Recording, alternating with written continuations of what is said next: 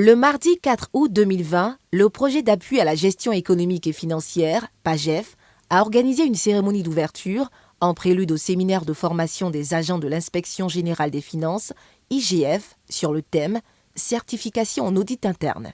Cette importante formation, financée par la Banque africaine de développement, BAD, se situe dans une dynamique de renforcement des capacités des agents des structures de contrôle en vue de la professionnalisation de la fonction d'audit interne, conformément aux directives du nouveau cadre harmonisé des finances publiques adopté par les pays de l'UEMOA. Du 4 août 2020 au 22 septembre 2020, au sein de l'Inspection générale des finances, l'Institute of Internal Auditors de Côte d'Ivoire, délégation générale, IACI-DG, a dispensé par visioconférence la formation à 15 auditeurs de l'Inspection générale des finances. Au cours de la cérémonie d'ouverture, monsieur le coordonnateur du PAGEF, professeur Bamba Ngaladjo Lambert, monsieur Sila Lassana, inspecteur général des finances, ainsi que monsieur Vassougou Bamba, directeur de cabinet adjoint, représentant le ministre de l'économie et des finances, ont donné des éclaircissements sur les objectifs et les enjeux de ce séminaire de formation. Avant tout propos, je voudrais exprimer ma reconnaissance et mes remerciements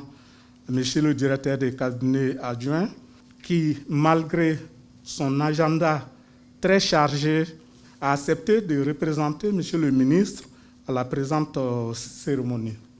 L'objectif global du projet est d'optimiser la mobilisation des ressources budgétaires et de renforcer le cadre de gestion de la dépense publique. Monsieur l'inspecteur général des finances, votre structure est l'un des bénéficiaires de ce projet en termes d'équipement, de mobilisation d'assistants techniques et de formation. Comme vous le savez, le gouvernement ivoirien, soucieux d'améliorer la transparence et l'efficacité de la gestion des finances publiques, a décidé, avec l'appui des partenaires techniques et financiers, de mettre en place un cadre global cohérent et unique de conduite et d'évaluation des réformes intitulé « Schéma directeur de la réforme des finances publiques ». Pour la mise en œuvre de cette importante réforme, l'Inspection générale des finances s'est vue confier de nouvelles missions en matière d'audit interne.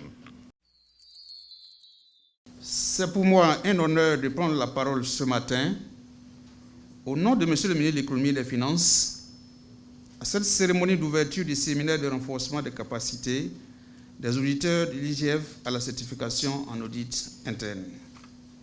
Le 19 décembre 2013, dans le cadre de la transposition des directives de l'UEMOA en matière de finances publiques, l'Assemblée nationale a adopté 2 lois organiques portant respectivement Code de transparence et loi des finances.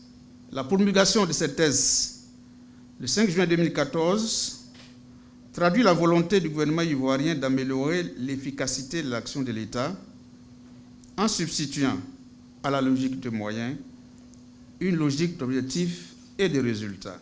Retour sur le séminaire de formation. Plusieurs sous-thèmes ont été abordés, tels que les directives obligatoires de l'audit interne, le management des risques, le management des missions d'audit, les risques de fraude et contrôle. Au terme de ce séminaire, des participants ont exprimé leur satisfaction quant à l'apport de cette formation dans l'exercice de leurs fonctions. C'était une très belle formation. D'ailleurs, ça a renforcé nos capacités en audit interne. C'est un nouveau métier dans la fonction publique, donc ça va nous permettre autant à l'IGF qu'à toutes les structures de contrôle de l'État, d'harmoniser les méthodes et les outils de travail. Cette formation est bénéfique à 2 points de vue.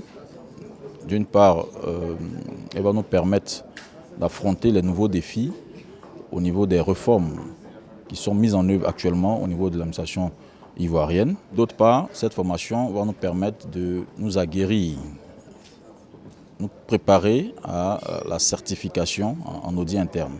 Une sympathique cérémonie de clôture a mis un terme à la formation le 25 septembre 2020.